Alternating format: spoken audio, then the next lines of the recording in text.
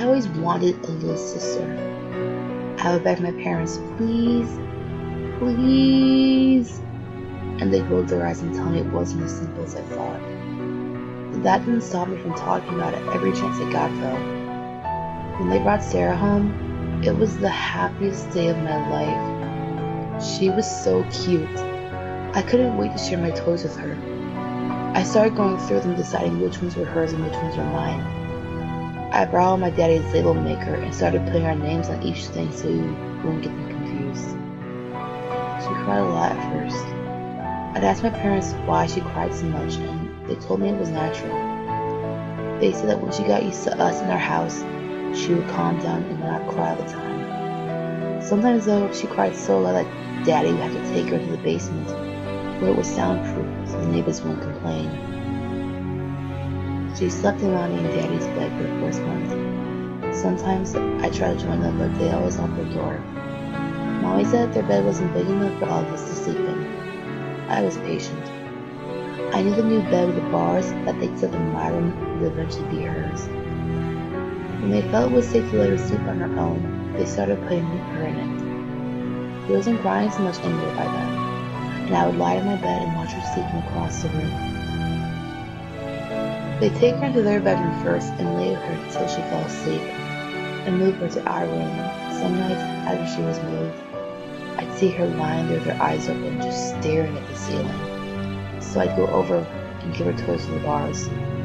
A lot of times, she'd just throw the toy and then start crying, and I'd have to hide under my covers before Daddy came into her. Eventually, they started letting Sarah sit in the playroom.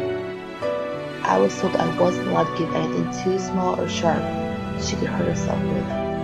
I was so happy. I would sit behind her and brush her hair and tell her she was the best little sister in the world. I showed her which toys were hers and which were mine, but she didn't seem to care. Sometimes we'd sit on the window seat and she'd bang on the window while I drew on special crayons. School started back at Sugar Creek Elementary, and I went, but Sarah had to stay home. Mommy said she wasn't ready for school yet. I'd come home and tell Sarah all the stuff I learned. I drew pictures of us playing together. When I showed them to Daddy, he'd tell me thank you and take them to keep in his office. Then came the really bad day. I'll never forget it. I came home from school and Mom was just sitting at the table, smoking. She looked really sad. I went to play with Sarah, but I couldn't find her. When I went to ask Mommy where she was, she started crying. I asked her what was wrong, and she said that Sarah was gone. I didn't understand totally, but I started crying and told her, we need to find her. She just shook her head and said that she was gone, somewhere we couldn't go. Daddy took her bed apart.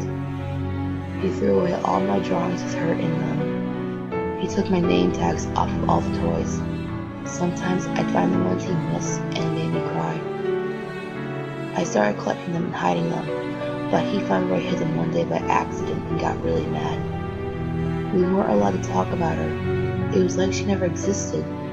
I didn't think it was fair. I told Molly that Dad was mean to make us not talk about Sarah, but she said that it was better that way, and I would understand when I was older. I saw Sarah again.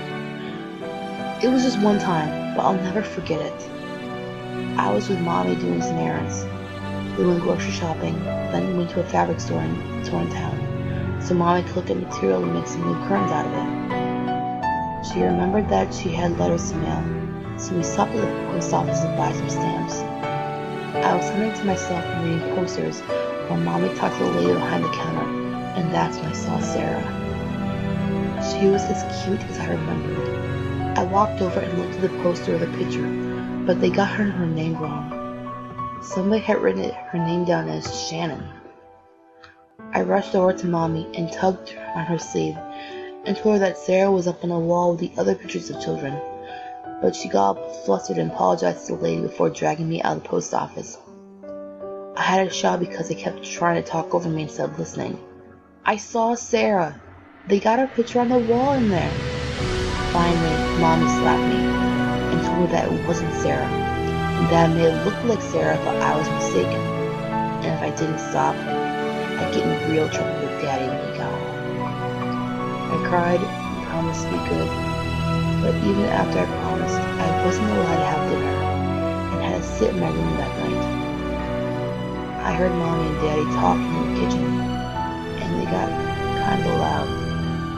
Somebody started banging, opening kitchen drawers, and then Daddy's feet stomped up the stairs. But I heard Mommy scream, "Don't you dare!" And he stopped outside my door and went back downstairs. We never went back to that post office, and I never saw Sarah again. This is the first time I've talked about Sarah.